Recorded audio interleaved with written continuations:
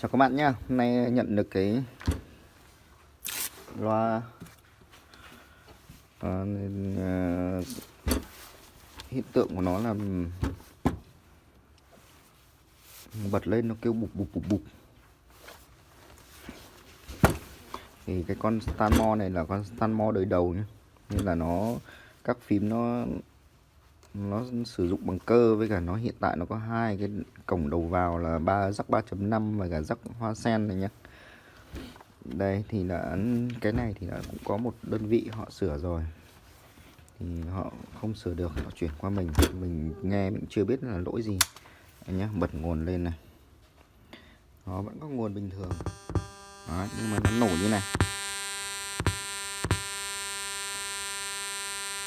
Đấy, các bạn thấy chưa, nó cứ nổ bụp bụp bụp bụp. Chuyển tất cả các chế độ đều vẫn thế, nên là giờ mình tháo nó ra nhé.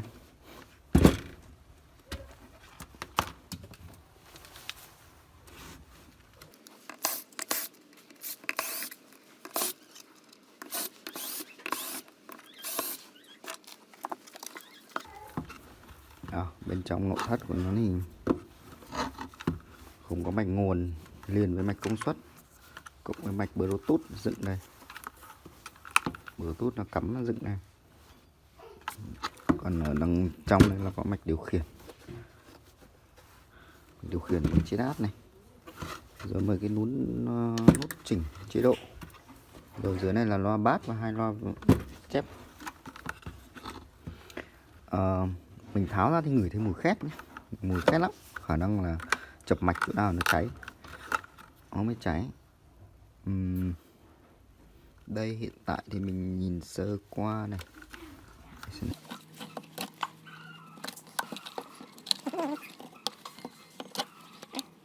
Nhìn sơ qua thì thấy họ đã sửa ở một vài cái vị trí này. Đây, chỗ này đã có vết hàn chì và những cái chỗ này. Chỗ này có những vết hàn chì. Còn thì chưa thấy ở đâu. Những vết này là vết mới, vết vẫn còn nguyên. Nghĩa là khả năng con này là họ chỉ sửa qua chỗ này, không sửa được là họ đóng họ ra. Nhưng chắc là chưa kiểm tra kỹ đâu.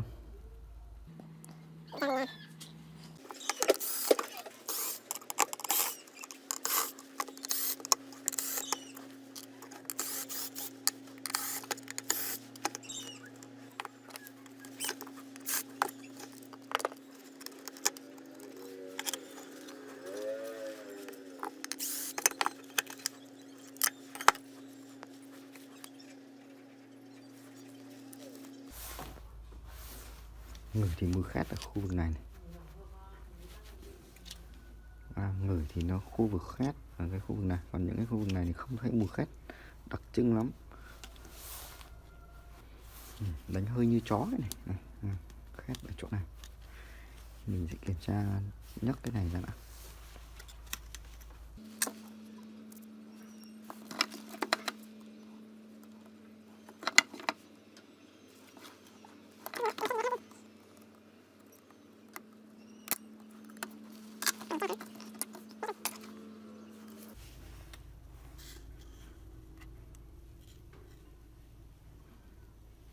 Lắm.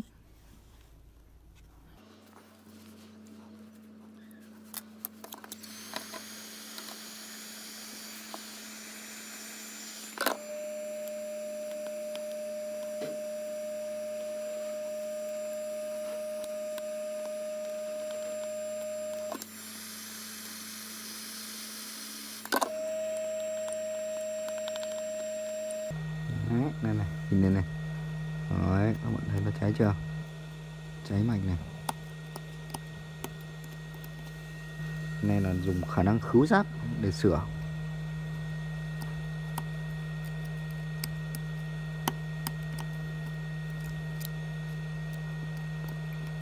Đây này, vị trí này cháy.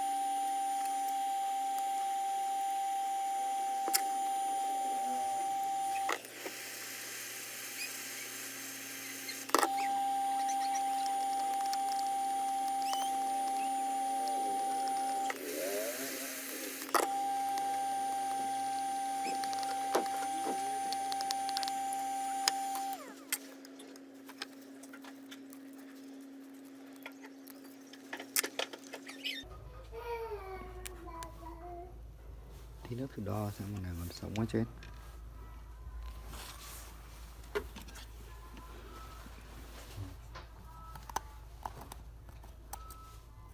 Nên này, nhìn các bạn nhìn nó cháy này, nó đánh thủng đứt cả cái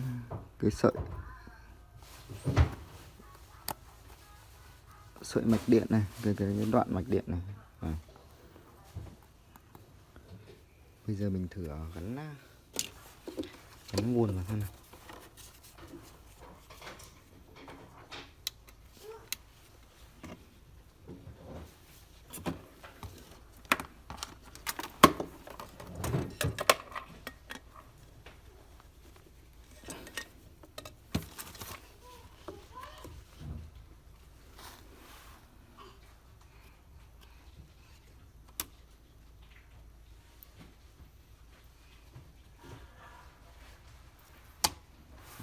Nha.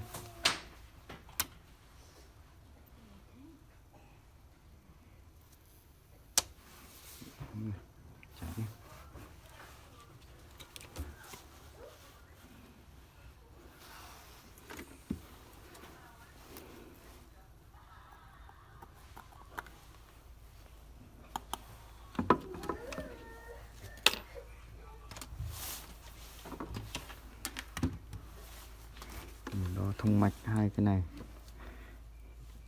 không thấy chập.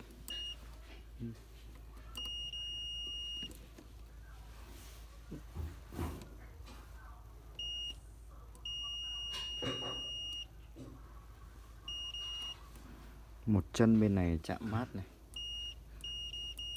bên này nhé.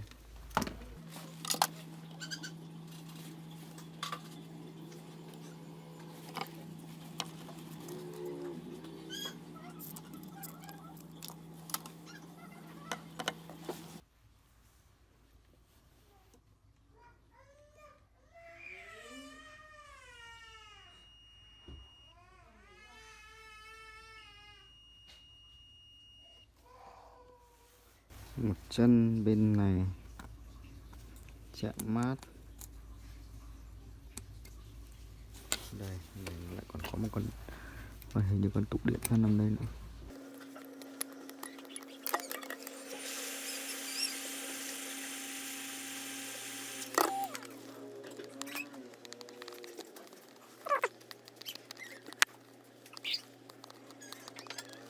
Rồi mình kiểm tra cái mạch này. Này xem.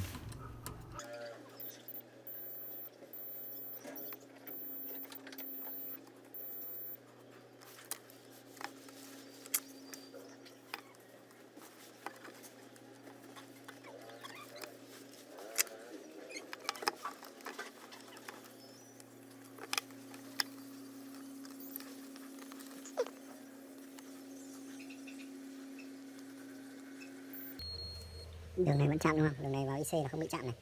Đường này chạy vào đây không qua cái gì cả mà vẫn bị chạm. Kinh thật. Rạch bỏ đôi cái đường này ra này.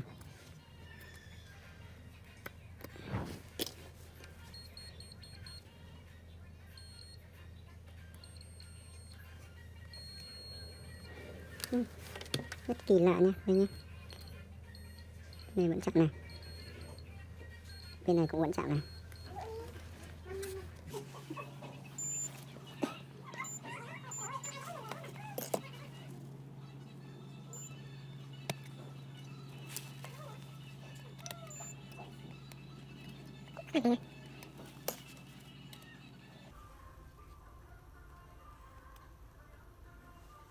Thì không chạm nó này.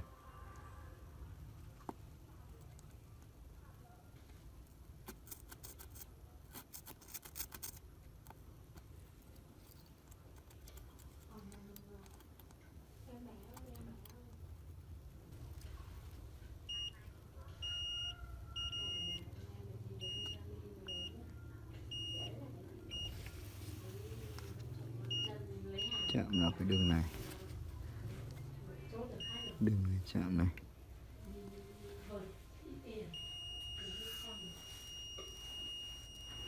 41 ohm, đường này cũng chạm này.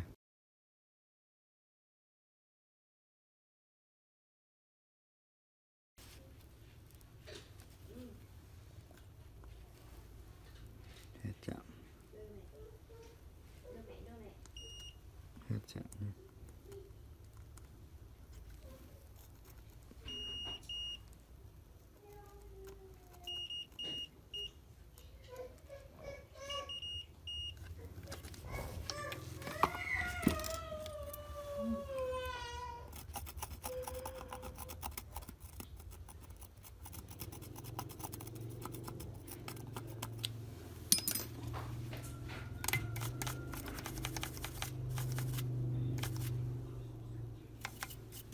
Và khả năng bây giờ mình khắc phục bằng cách là câu dây chạy dưới này nhé, rồi mình tiến hành làm này.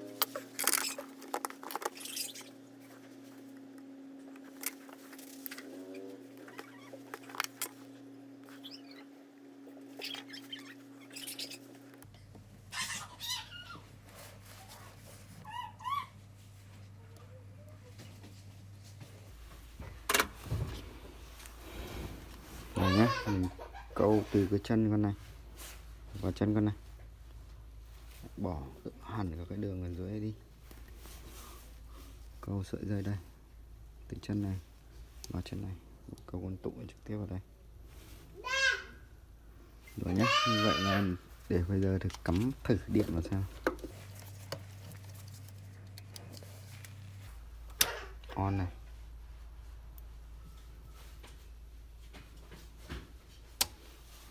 Rồi. Tiếp tục cắm thử loa.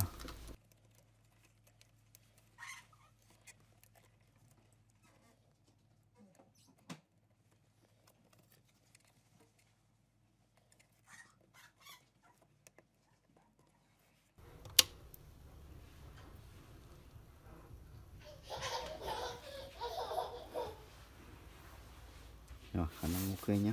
Giờ mình gắn cái này vào đầy đủ rồi để test.